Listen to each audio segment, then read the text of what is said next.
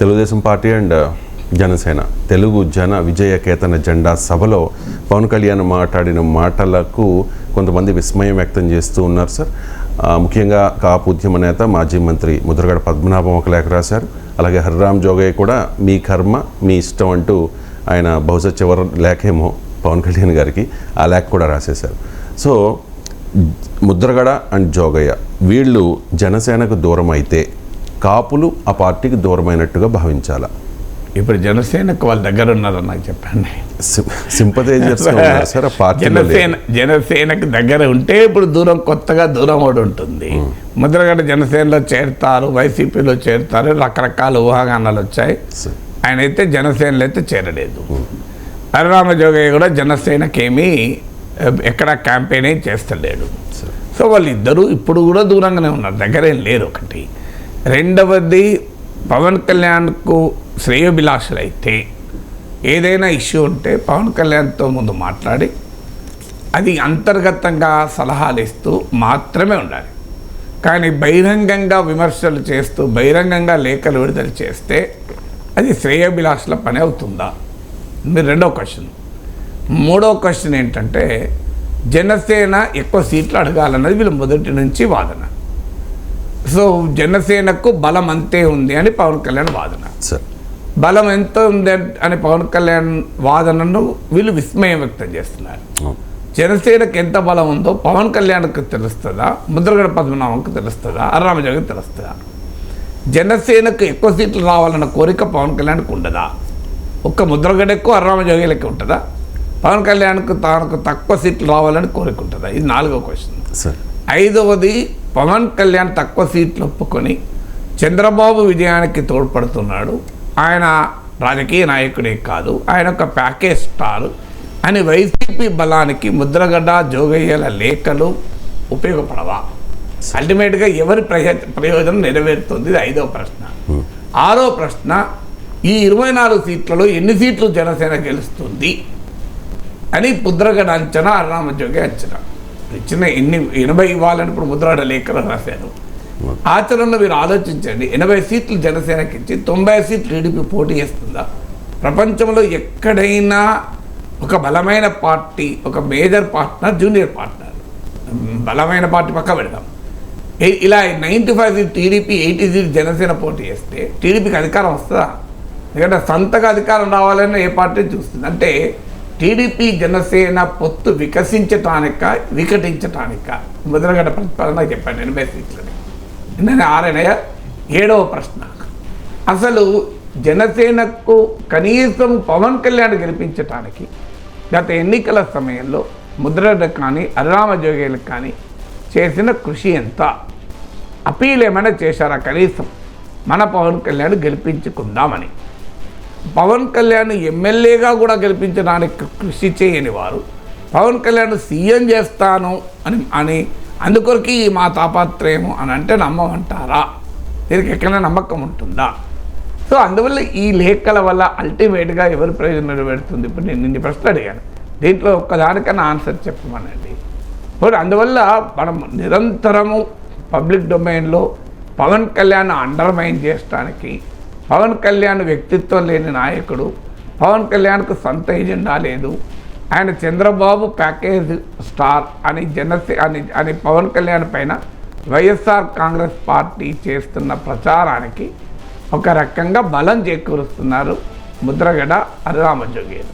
అందువల్ల వీరు జనసేనకు హితాన్ని కోరే సలహాలు ఇస్తే ఇది సలహాలు ఇచ్చే పద్ధతి ఇది కాదు, దానికి కాంటెక్స్ట్ కూడా లేదు. ఇప్పుడు నిజంగానే రేపు ఏం చేస్తారో చూస్తాం కదా ఎన్నికలప్పుడు.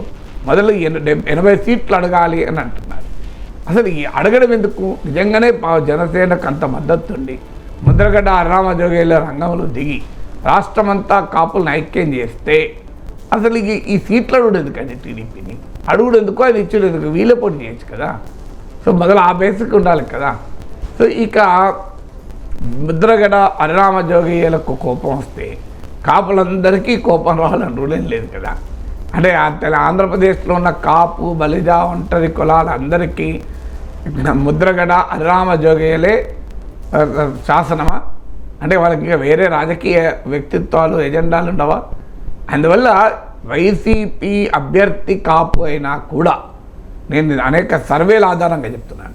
వైసీపీ అభ్యర్థి కాపు ఉండి అక్కడ జనసేన కాక టీడీపీ పోటీ చేస్తూ టీడీపీ అభ్యర్థి కమ్మ అయినా కూడా కాపు ఓట్లు కూటమికే వెళ్తాయి మెజారిటీ.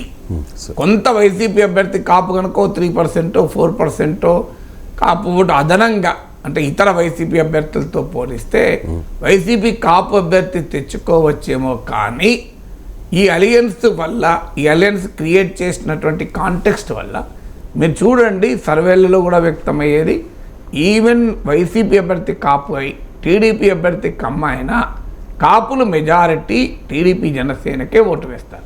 కాపులంతా అమాయకులకు కాదు కదండి, రాజకీయం అర్థం కాకుండా ఉంటుందా ఈ మొత్తం కళ్ళ ముందు కనబడుతుంటే. అందువల్ల అయినా కాపులంతా జనసేనకే వేయాలని రూల్ ఏముందండి? వైసీపీలో కాపులు లేరా? మిగతా పార్టీలో కాపులు లేరా?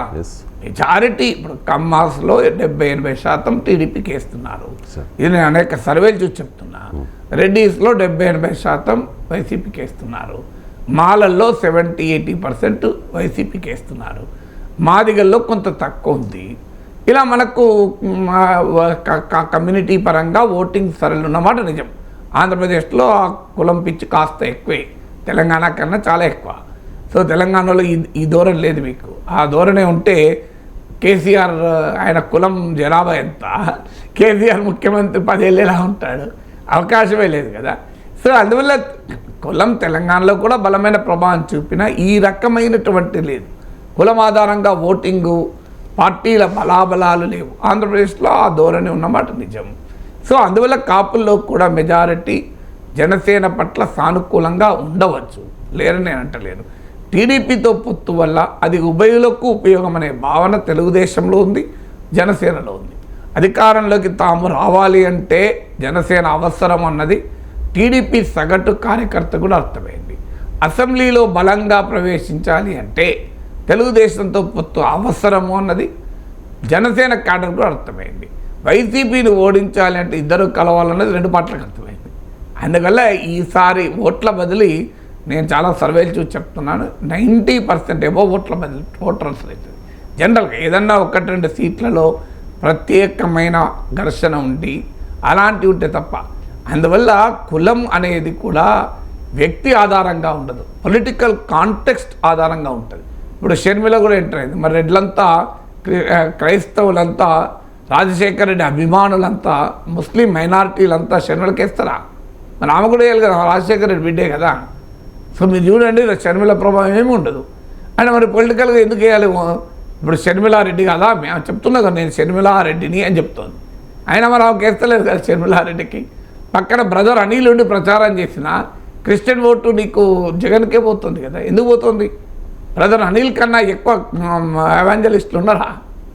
అంటే ఓటు అనేది వ్యూహాత్మకంగా ఉంటుంది, వ్యక్తిగతంగా ఓట్లు ఉండవు. వ్యూహాత్మకంగా ఓట్లు పడే సమయంలో అందువల్ల వ్యక్తుల ప్రమేయం పరిమితంగా ఉంటుంది. అందువల్ల ముద్రగడ అరరామజోగేయులు అయినా వాళ్ళే జనసేనను ఓడించండి టీడీపీని ఓడించండి పిలుపుని ఇవ్వలేదు కదా. వాళ్ళు ఏ పాత్ర పోషిస్తున్నారంటే జనసేన పైన నిరంతరం ఒత్తిడి చేస్తున్నారు. ఆ కథ కూడా ముగిసింది. అరరామజోగి కూడా చెప్పినట్టుగా మీ కర్మ అన్నాడు. ఎవరి కర్మ ఏంటో జనం చూస్తారు కదా రేపు.